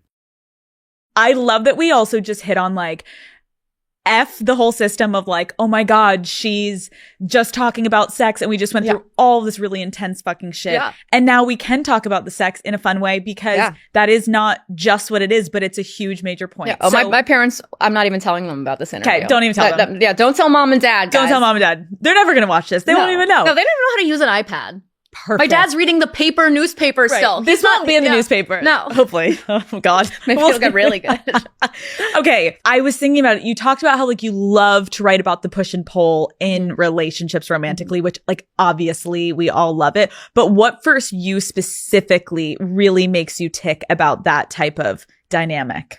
I just if I'm does that kind of turn me on? Yeah. Okay. Then I'm going to fucking write it. And that dynamic, the characters have to have that spark initially. That's almost beyond me where if they don't and sometimes two characters will get together and there's something there that I didn't even plan. I'm oh, okay. We're going to go with that. And I like the way that makes me feel. And there's something there that I can't put my finger on, but there is a chemistry. Give me an example. I mean, when I was first writing ACOTAR a million bajillion years ago, those initial few weeks, I was just going by headlight style. I would only write as far as I could just see, down the road. And so I just was writing as it came to me. I did not plan that book. It just poured out of me. So I didn't know what was going to happen. I didn't plan it out beforehand. So Feyre, there's a beast and I'm oh, this guy's hot. And she gets to his house and I'm oh, he's sexy. And then we get to the night when Reese shows up and then I'm oh no, it's not this guy, it's this guy. And then and so that was so that initial seed, I was this is a sweet little romance with Beauty and the Beast with Feyre and Tamlin. And then Paige, whatever, it's Reese walks on and I did not plan him. He walked into that scene ahead of time. I was again, writing this in real time, not planning it. I had nothing to do. I didn't have a job at that time. So I just was writing whatever came out of me that day. And so one of the most epic scenes. You're it just happened in my brain. Really it literally, I was just writing this scene where I had planned for there to be sexy, bonfires, all of that. And then through the smoke, all of a sudden, here he comes. This guy comes. And I'm who the fuck is this? And then he's there and I'm oh no, this is what we're doing. So it's that kind of thing where I'm amazing. And that just I saw it and felt it all but then of course it was so funny when the first ACOTAR came out and people were I love Tamlin so much I got a tattoo of him and knowing what was going to happen. I was fuck. I was I'm so happy for You're you. I'm so happy for you. Also, I'm so sorry. I will pay for the tattoo laser removal in a year. Well, no, it was such a mindfuck because I also was falling in love with Tamlin and then I was what is happening? But I wanted it to be when you fall in love with a guy and then you realize he's not the one for you and he's got a lot of fucking issues. Yeah. Yes. Across your books, if you had to say right now today, which couple is your current favorite? Oh my God. I don't know. That's really, really hard and depends on my mood. I don't know. Okay. That's I don't like that. I can't. Okay. I can't. I love them all. Again, I have to feel it and feel that sexiness and and I have to be obsessed with them. Okay. Fuck, marry, kill. Rhysand, Hunt, Rowan. Oh my God. Okay. Okay. You got this. Okay. I'm like trying to think of like the realities of my own marriage and like what has worked and what doesn't work. Okay. I'm like, which one of them farts the least? That's the one I want to marry. Perfect. Because I live with that reality. Well, you know you wrote these people. I so don't tell know. us. This is hard. I mean, like, I kind of like want to fuck all of them. I Okay. mean, to be quite honest, and marry all of them. I don't want to kill any of them. You'll fuck them all. Yeah, I'll just. Honestly, you make the rules today, Sarah. Okay. You want to okay. fuck them all. Yeah, I'm fine. I mean, my parents aren't listening to this. Yeah, I'll fuck. They have no all of idea. them. My son is listening. Your son but- and your husband are in the other room, but that's fine. Yeah, no. I hope They he knew what covered to his ears. expect. Yeah. Is it true that you, like, part of your process is you sit and ponder how sexy the character's potential name is before officially giving it to them? Oh yeah. Again, like I am. Like I will always be like a Legolas fangirl, and part of that's like his name, and like what if he was named like, I mean, no offense to anyone, but like Frank, Right? You're like, Frank, right, like, I'm not getting off to Frank. the elf warrior prince. Are No. there any names that almost made the cut in your series but didn't that you could share? I mean, nothing like nothing. I don't think I've like named like every like I've used up like all my hot, but like names. usually like if like someone's attractive, I'm like, okay, let's find the hottest name, and then I'll like go through like baby name websites, and I'm like, sexy Celtic warrior god with abs of steel. What name is that? I wish I could see your Google searches. It would be sad. It would be like, what time's the next Labubu drop? And then like, show me abs. And what are good names? And what are hot baby names? That's sexy baby names, which I'm sure is a very strange thing to. I was so messed up from it because when I was reading it at first, I was in my own world and I really thought his name was Rysand. Oh. And then I thought, you're like, oh, you idiot. And then I thought, Sarah.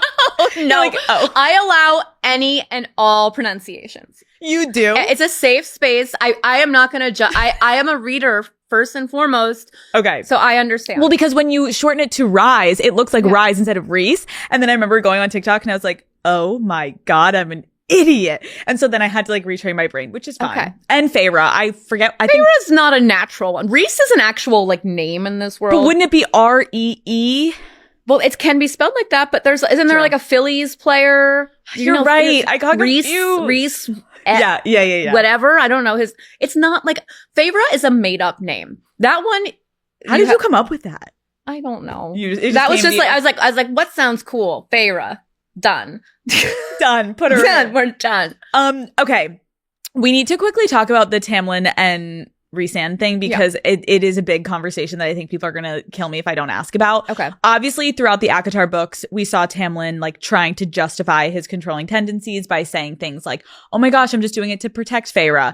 Mm-hmm. Then he locks her in the manor, which was infuriating and wild. Mm-hmm. What were you hoping for readers to understand about their relationship as that slowly started to progress? Because you're right, you made us all fall in love with him and get tattoos about him, and then. Yeah. And you know what? I think like people change in relationships, and what Feyre and, to be fair, Tamlin went through under the mountain fucked them both up majorly. And Tamlin is someone that, you know, we haven't delved too deeply into this, but it's been put in the books. Like, he had a fucked up family. He did not have any systems in place to cope with that. But he also is a guy who's been like in charge and powerful for a long time. And then like someone's like, he doesn't have the emotional toolkit to handle this. And he implodes and he drags her down with him. And that was just like, it just felt natural to me. Like, it just felt like a natural thing where like I knew who Tamlin was as a person, knew like that this is how he would react, and this like shows who he is. And this like Rhys responds to the trauma in a different way, in the way that Feyre needs and connects with.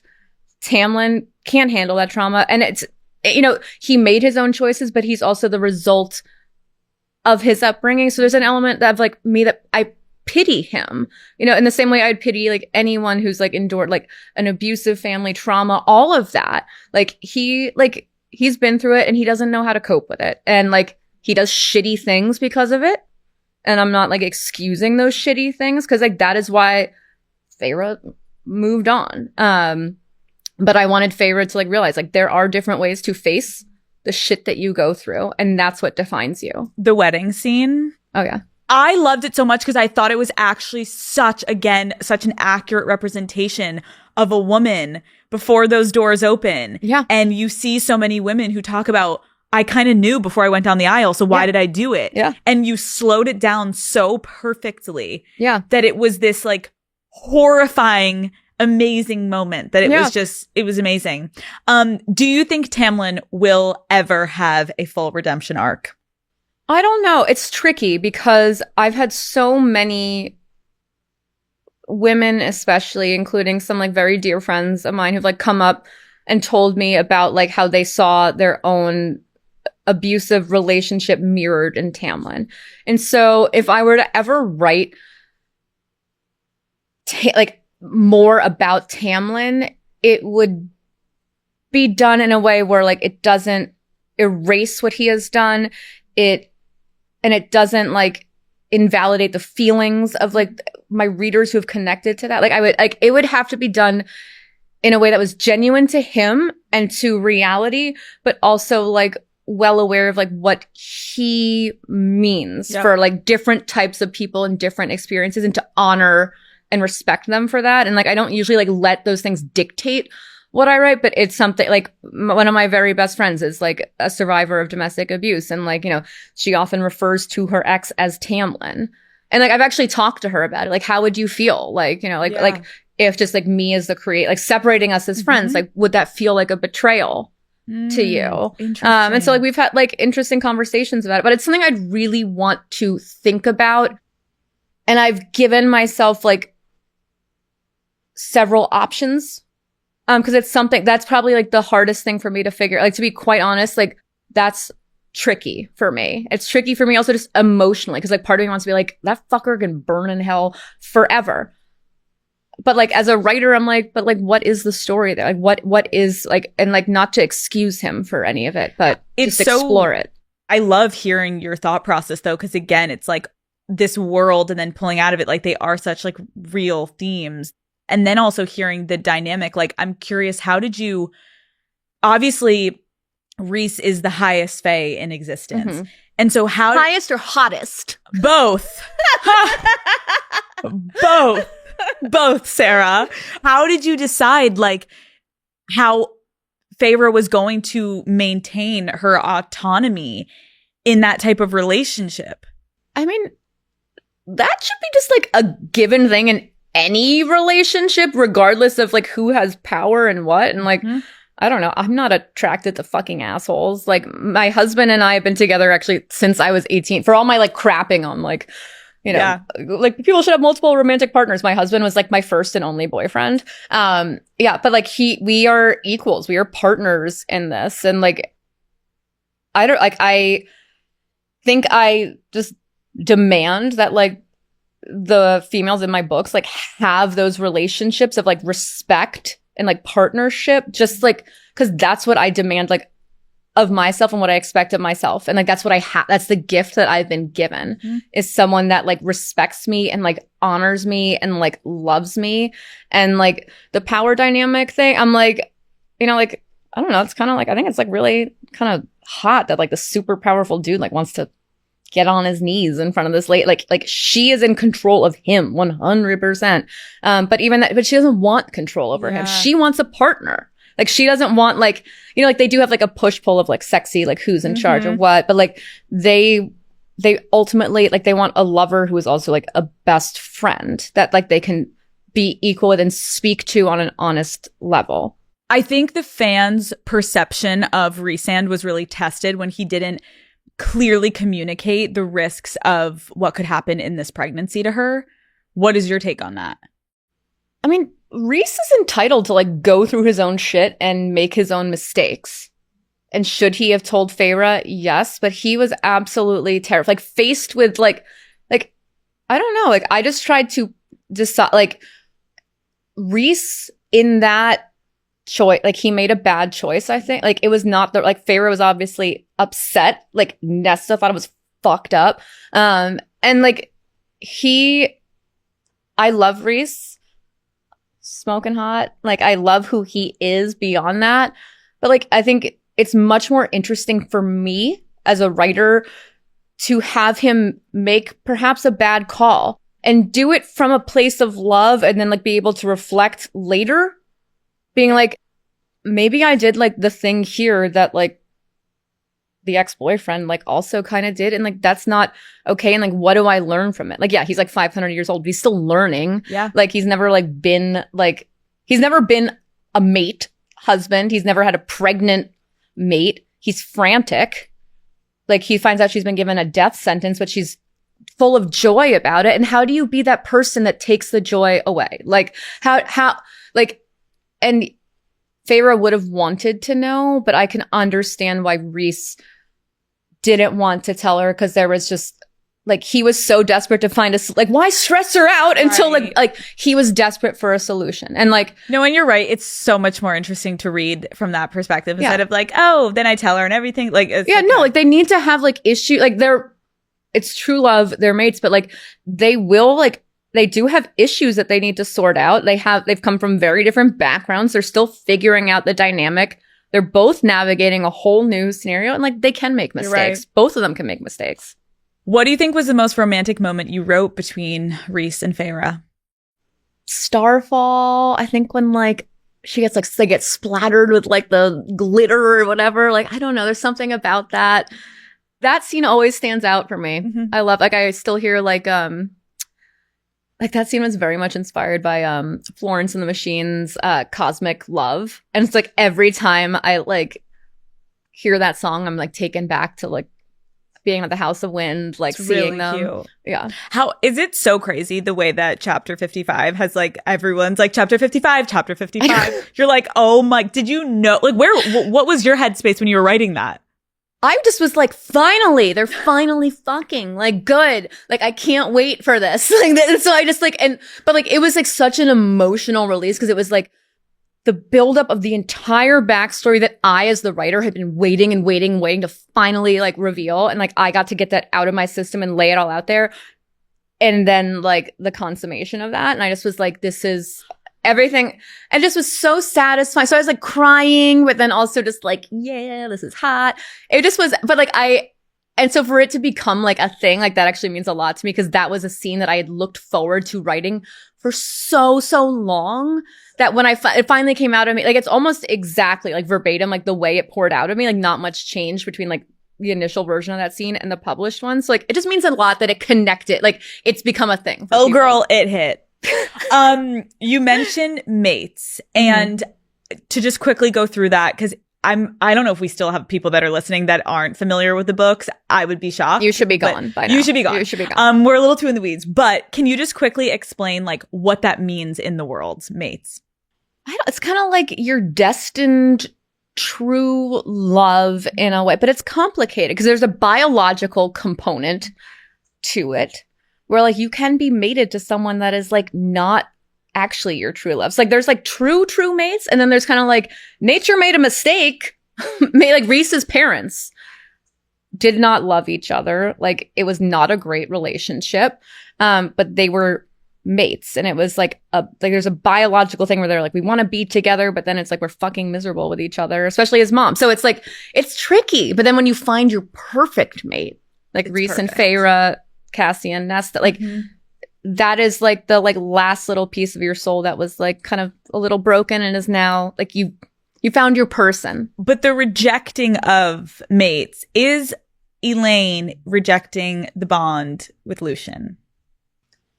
I think Elaine's got like her own trauma and shit that she's going through right now. I mean, like imagine like being transformed into like a whole new body, a whole new lifestyle. Like you are gone from like I don't know, in like the human world there, like what, 60 years is a good life, to suddenly like centuries, like a millennium, like the world looks very different. And like, surprise, like you've been like forcibly, like essentially married to like a stranger who also was like involved in bringing you into this world and like betraying you and like shoving you into the cauldron. It's like a lot. She's got a lot of shit that she's processing. And so like exploring like a concept of a free will Like, what does that look like with a mating bond? What does that mean? And like, does nature like get it wrong sometimes? Does it get it right sometimes? Like what? And like that, again, like as a writer, I have to be like I like to like find things that like make me interested. Like no, you it's get very mated to interesting. someone and like you don't want to be mated. I'm like, look, like what do you do? Like you're stuck with this person? Like what? Like what do you do? But like, I mean, the guy's like hot, but it's like, what if it's not? Like you don't know. Like it's something that like I really like find to be an interesting concept versus like Feyre and Nesta, where it was so easy for them. Like nature picked right. But yeah. I was thinking also when we were talking about chapter 55 and all the things, like is it true that your grandmother reads these books? Oh my God. Yes. I don't know what's worse, my grandma or my mother-in-law reading them. Or your dad? My dad at least has been like, we don't speak of this. Okay. So he won't bring it up. No, but like, but does he read it all? He used to. I feel like Silver Flames might have like broken him, where he was like, "This isn't for me anymore." Back to the newspaper. Yeah, back to the New York Times. But yeah, my grandma reads them. Like everyone in her like, I know she wouldn't like the term nursing home, but like her like old people's community reads them, and so I'm like, are you all getting like frisky like reading this? It's like. She's 95 years old. She's amazing. She is like my number one like icon in my life. Oh my God. But like she's gotten like all the people reading it. Wait, did she ever give you feedback? No, but then like on the opposite end of that, my mother-in-law has like grilled me and been like, are like the sex scenes in this inspired by you and Josh? And I'm like, yeah, when I'm like fucking your son, I am writing down notes. Would you like me to describe everything for you, Linda? She's like yes, actually. Yeah. And I'm like, no. I'm like, we don't talk about these things. It's mortifying. Wait, what are grandma and mother-in-law's favorite series? I don't know, actually. For grandma, I don't know. She's read like all of it, but like on it. I feel like my mother-in-law probably loves ACOTAR the most. Does she love Rhysand? Yes, I think she like pretends that it's like Josh, even though it's not. He's not. She's like, oh, Josh. Josh is like, no, Mom, it's not me. No, it is not. The number of times I've had to say like, it is not. He is not. They both have dark hair, and that's it.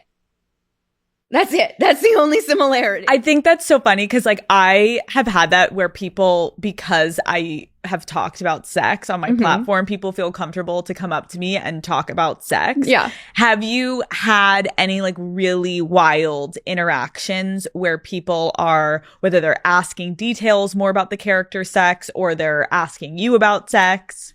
Oh God, I'm trying to think of what. I mean, like, I had a mother come up to me, like a 50-something-year-old mother, and be like, I just want to say, like, my daughter loves your books, and you've completely, like, revolutionized her sex life. And I was like, well, I'm sure she appreciates you telling me that.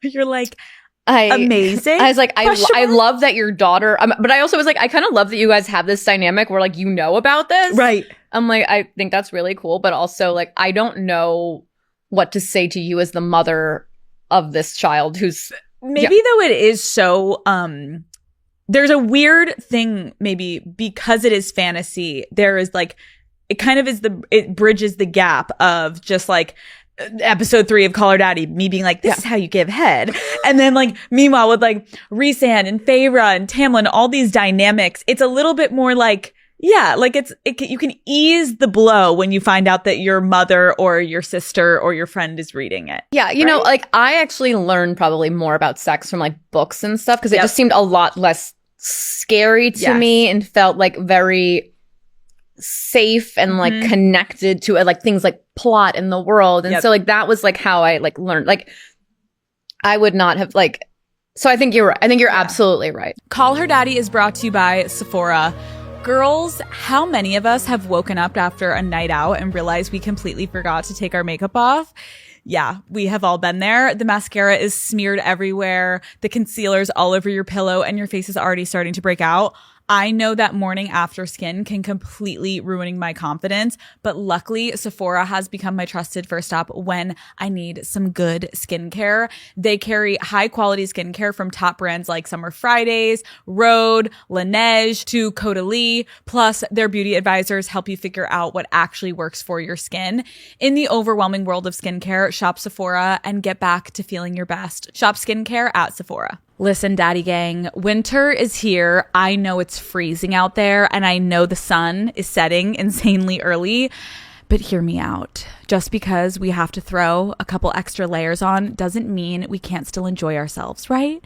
And that includes finding some time to crack a few claws with our friends. Whether you're at your favorite dive bar, warming up in the crowd at a concert, or just having friends over to, watch a football game, the best winter nights are really just about doing something together. Personally, I love getting together with my friends in the winter because it's an excuse to make every hangout even cozier. I'm talking blankets out, fuzzy socks on, and White Claws in hand. There is nothing better than sitting by a fire with your friends, catching up all night long and never leaving the house. So pick up a pack from your favorite local spot and grab life by the claw with your favorite flavor this winter. Please drink responsibly. Hard seltzer with flavors. White Claw Seltzer Works, Chicago, Illinois. So you're in Los Angeles. Yes. You're here for Call Her Daddy. Yes. But I need to ask you a pretty pointed question.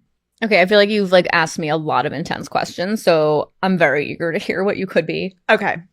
I think we need to address your Instagram post. Which one, Alex? Well, Sarah, the one that quite literally lit the internet on fire, where fans could not tell if it was an arrow or if it was a 6 to 8. Everyone has been freaking out. And so I have the pleasure of sitting across from you. And so I have to ask. Okay.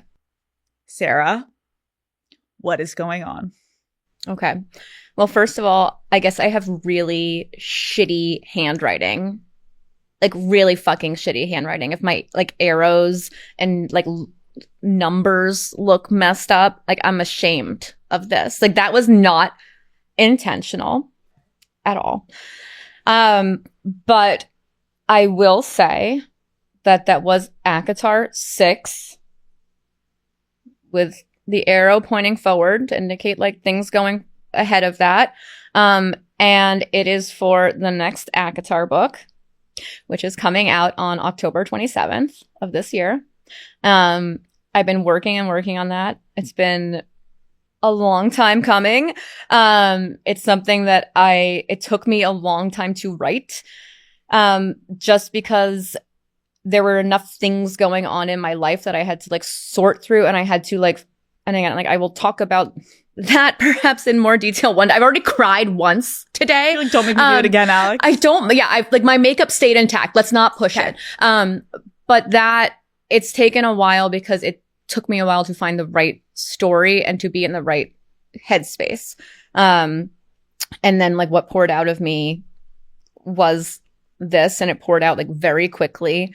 I was in Montana this summer, and I don't know, I think there's some kind of energy vortex around Big Sky, because I just got there and it clicked.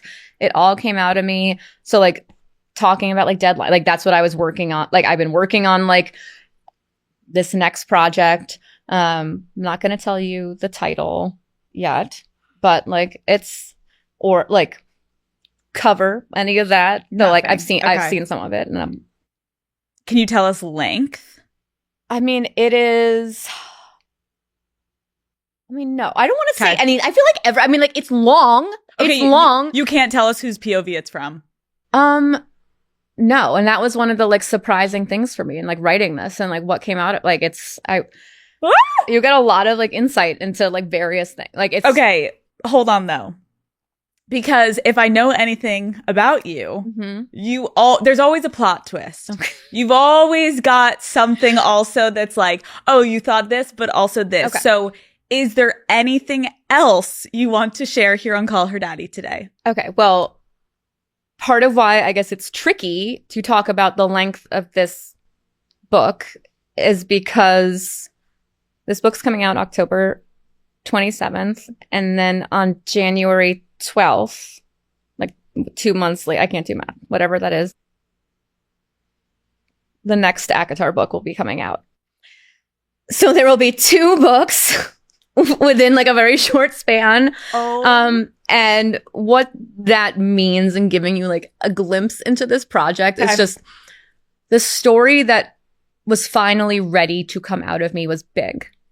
Really, really, really big. And as I started writing this in like this like Montana like energy vortex, like it came out of me in a way that surprised me. And by the time I reached like, I like to do like parts and like part 1, part 2, part 3. By the time I got to like the end of part 1, it was like 400 pages long. And there is a certain reality to books, like Kingdom of Ash, like had to be like 2 pages, because like the glue will not hold books together. But like what I was writing felt right. Like that was what the story that needed to be told. And so I decided I wasn't going to approach this project from a, traditional format of a book. And what if this story, like what if this book was really fucking long? Like what if it took me more than 1,000 pages to tell the story that needed to be told, the arc that I wanted to create from start to finish? What if that took a long time? Like what if that took beyond the constraints of a single volume? And what does that look like? How do I tell that story?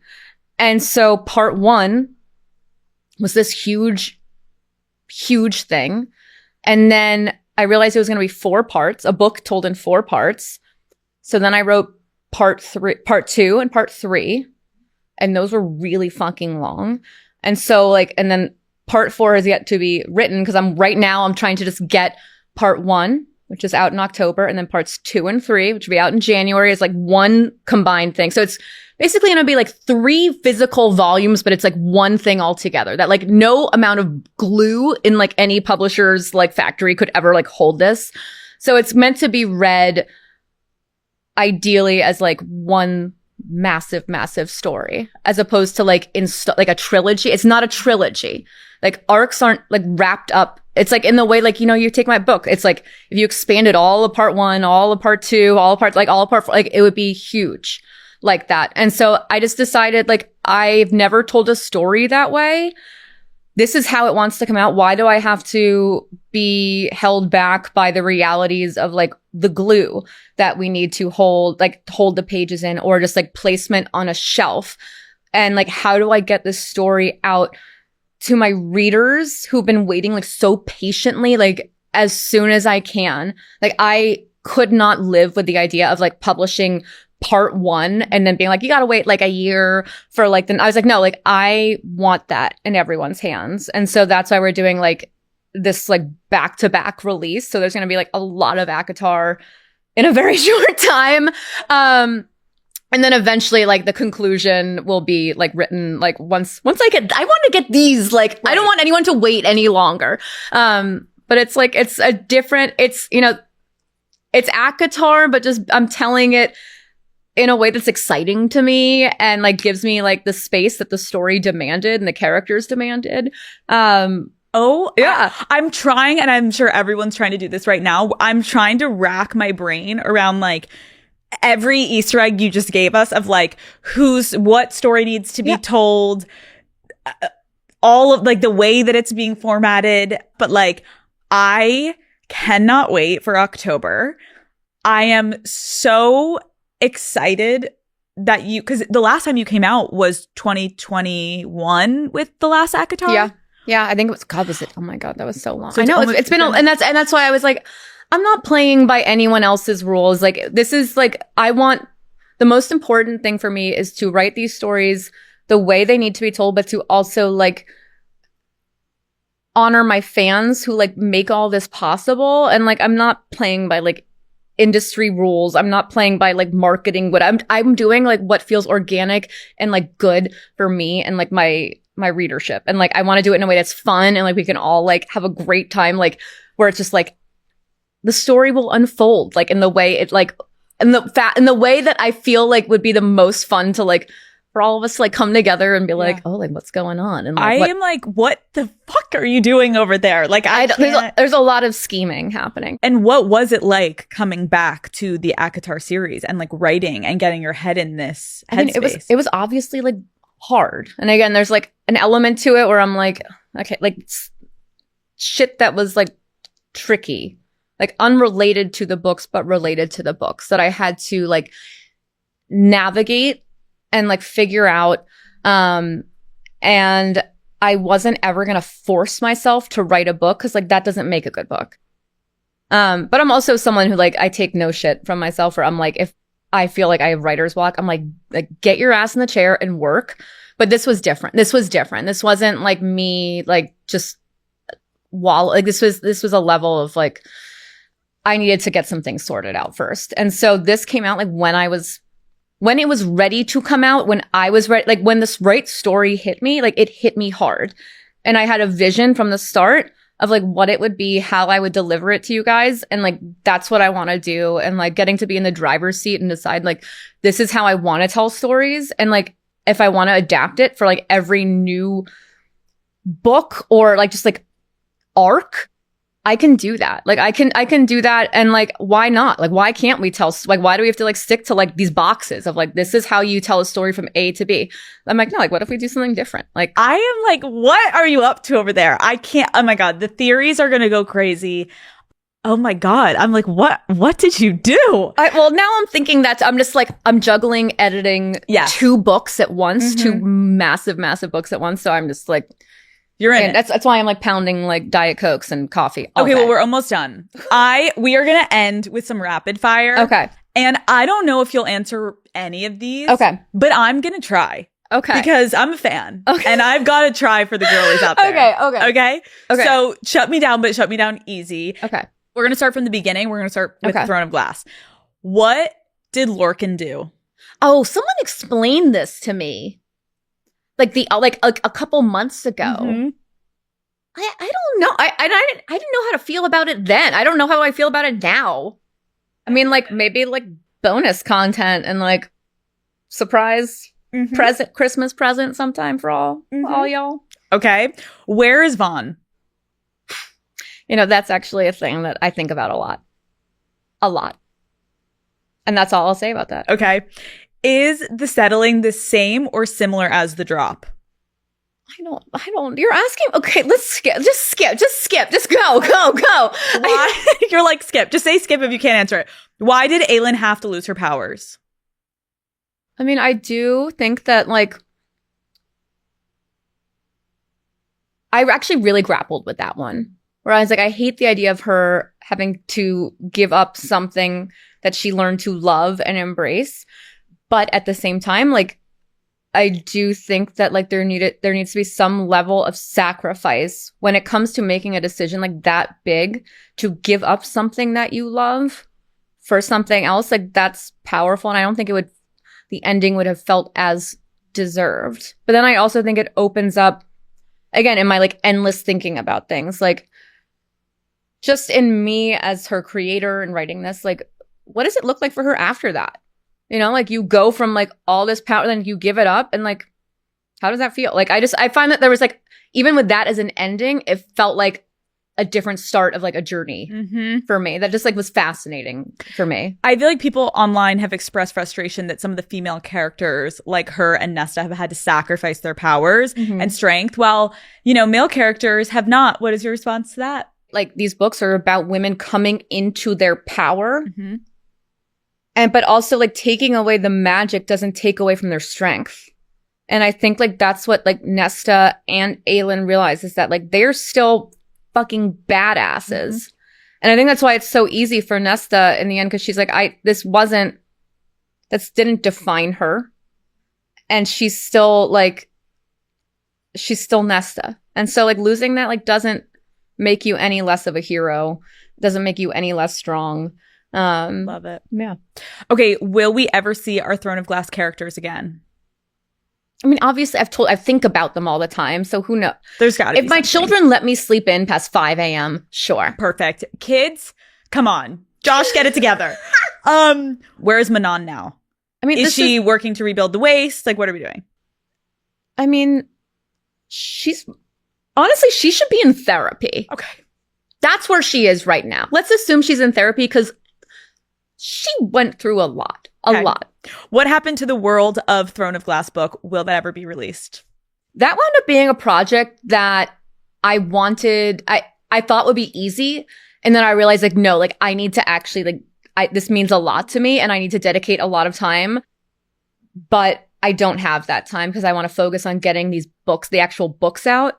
So maybe that's something that it's still something I want to do, but maybe it comes at a different time. All right, ACOTAR. Why is there a pool of starlight in the spring court? Is it a portal? Who thinks of these things? You. I mean, I do. Look at that face. People read too close. Like, I don't know. I'm not answering it. Okay. I'm not answering that. Okay. How do Fae get into the House of Wind because they don't have wings? Like, do they climb the stairs? This might be something that you find out. Okay. What is Rhysand's last name? I'm not telling anyone. There's so much pressure now. Does it even matter? No, I mean, like, he's one of one. Okay. Right? What is the King of Hybern's actual name? Frank. I don't actually, yeah, because that actually might be something that we could find out. That is discussed. Okay. What are Moore's powers? Like truth.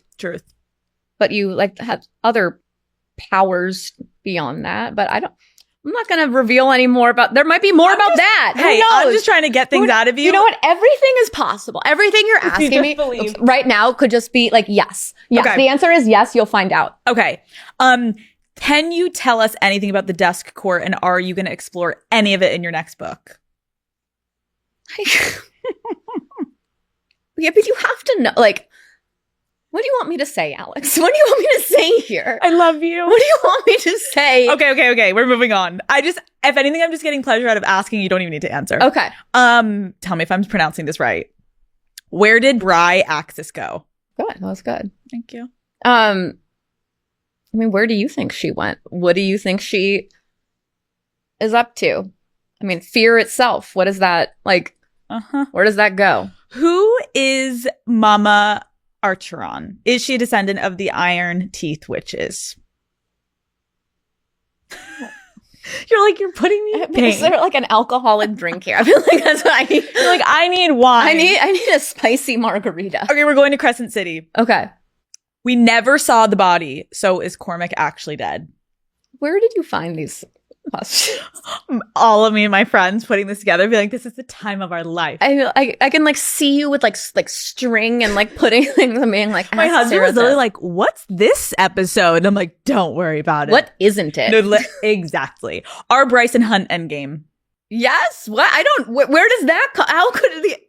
Well, there are a lot of theories that Bryce's true mate is Asriel. Is there any truth to that? No. I can tell you right now, I'm sorry to anyone that's shipped that and has like been like ride or die with that, but like no, it's Bryce and Hunt. Okay. How did the Book of Breathings and The Walking Dead end up in Jessica's library? I don't know. You'll have to stay tuned for answers. There are a lot of theories that Rhys and Rune are related. Can you confirm or deny? You're like, fuck off. You can say fuck off. I'm not saying that. I like you. I'm not going to. Okay, fair. Is Maeve related to any of them? I mean, like what? Like, I feel like I should just hand over my notebooks to you, and you can like comb through them for all the little notes that I've made. Yeah. Okay. I have to ask, why are there otters in Crescent City? Why aren't there otters? It's like their otters are one of my favorite animals. Like, I lose my shit. Like river otters, sea otters. I don't know why I lose it. And so I just was like, what's the cutest thing that like an otter could do? And it's like kind of like an aquatic, like, you know, like city. Like, what if otters were just like messengers with their little paws handing letters? I love that. You're like, I just put it in there because I like it. It just sounded cute to me. Okay. Yes. It just sounded cute. Okay. Who or what is Fury Axtar? Is she the mercenary that Feyre met in the first ACOTAR? Okay. These are like, again, these questions that are like, you're asking me things that I'm not sure if I should confirm or deny or just like Let people. Am I ruining people's dreams by answering these things? I don't know. We've all seen the now deleted Twilight of the Gods Pinterest board. Really? What's going on there? That was just like a story that I like.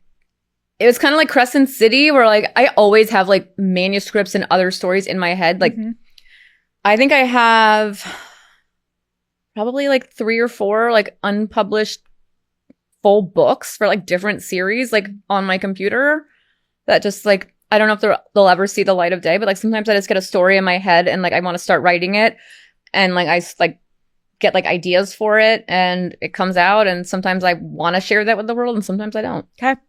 Who would win in a fight? Bryce, Aelin, Feyre, or Manon? They wouldn't fight. They would all be like, this is dumb. We should support each other and let's go get like In-N-Out burger together. Okay. You obviously are in a success and like a league of your own. You've had just like such an incredible career already. And I know we've talked about the pressures and also the beauty of it. How do you define success at this point in your career? I mean, for me, it's 2 things. Success is 2 things. One, it's getting to tell the stories that I want to tell, how and when I want to tell them. That's a gift. That's a wonderful blessing to have. That's all I ever wanted from when I was a kid. But it's also like, am I happy? Am I happy in my life doing this? Am I like, what is the balance? And like, do I feel successful in that? Do I feel like I'm able to create from a place of joy and curiosity and excitement while also having a life that is like fulfilling and fun?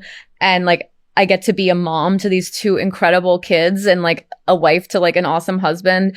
Like, and like what, like that, like having that and finding joy from that, from things outside of my books, that feels successful to me. Like I've built something beautiful, completely unrelated to that. But yeah. It is so beautiful. And also like what is so cool too is like you have completely changed the way that people think about romantasy books, and you have given essentially legitimacy, I feel like, to an entire genre that was either dismissed or overlooked at one point. Yeah.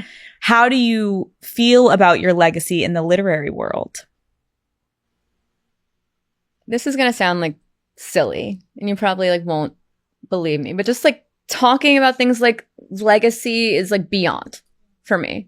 When I started writing, when I started trying to get published, like I told myself like, you know, anytime I got a rejection, you know, I was rejected by every single agent except one, every single publisher except one.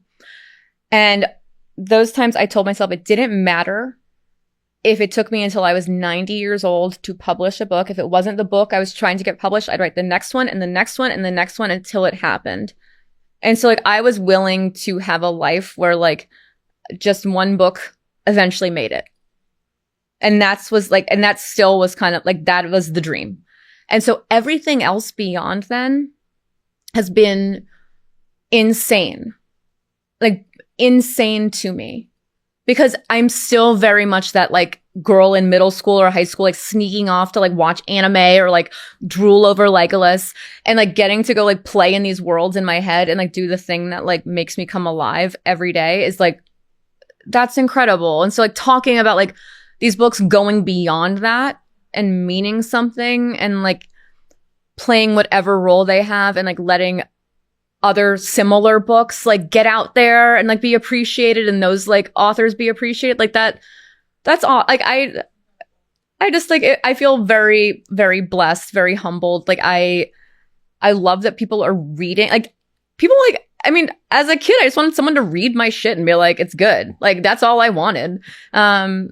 I also think it's such a great, inspiring story because someone like you, again, like a lot of times we get the success stories, right? You're sitting here and you're so well known and you've had such success. But a lot of people could be sitting right now watching this being like, I've wanted to be a writer, or I've wanted to be whatever it be. And when you are told no so many times, that can be depleting. And the fact that you are where you are today, even though people looked at you being like, you're insane. This isn't going to work. You had people in jobs look at you and roll their eyes about writing fantasy, right? And look at the empire that you've built. Like, what an incredible testimony to women listening of like, if anything, I genuinely believe that when people are telling you that you're crazy for wanting to start something or do something and they're all looking at you kind of cross-eyed, that is like your first indicator that you're onto something incredible. Anytime someone told me I couldn't do something, I would say, watch me. Just watch me. You said you're like, I'll send the book one day. Where are they now? Where are they now? And just like, I don't know, like, I wrote the thing that I love. Like, I wrote the stuff that I love, that I've always loved. And like, I was always flabbergasted that anyone, especially like older adults, would tell like a young person, like, it's not worth your time. It will never happen. I'm like, why can't we all be supportive of our dreams? And like, but thankfully, like, I knew what I wanted. Like, I knew this was what I wanted to do. And so there was nothing that was going to stop me from that. But I also was willing to, like, if it took me till I was 90, that was just what I want. Just one book that came out when I was 90 years old. Like, that would have been wonderful. And look how many you have, and more to come. And more to come. I cannot thank you enough for sitting down with me. I'm sure you can feel. I could have kept going. Like, I have I could sit. I'm very comfortable right now. Like, I have sit here so for many hours. questions. There's so many like world building questions and character arcs. And I recognize I was trying to do a balance of getting to know you, also getting into your psyche. And I think we found a good balance of the themes in your life that have inspired some of these incredible worlds and characters. But it was really fun to sit down with you because I've been a fan from afar. And now getting to sit with you, I feel even more invested, weirdly. And I'm like, now I need to go back and read all of these before October. Well, no pressure. I'm very glad that I didn't like disappoint you and you were like, she was the worst and like the most boring. If anything, I don't want you to leave. When we turn off the cameras, be like, oh wait, and one more question, another question. I'm going to Montana after. You want to come to Montana with me? We're going to Montana. Bye, everyone. Let's go. I'll show you the vortex where you wrote it all. Yes, I'll show you the magic vortex. Sarah, thank you so much for coming on Call Her Daddy. It was an honor. It was actually an honor. I mean, like, we talked about like me and like all like what you have done. Like, again, like, my friends don't give a shit about me. I mean, like, they do. They're proud of me. But like, me coming on here, like, this was a big, big deal for them. And like, thank you for making me feel cool. You are cool. I don't know about that. I mean, you like, are. Cheetos. You are. I mean, you are literally so cool, and you are building worlds that all of us are obsessed with. I don't know what could be a cooler job. Like, what you have in your brain has made all of us into this insane fandom. Like, bow down to you. Great work. Love it. Oh, great work.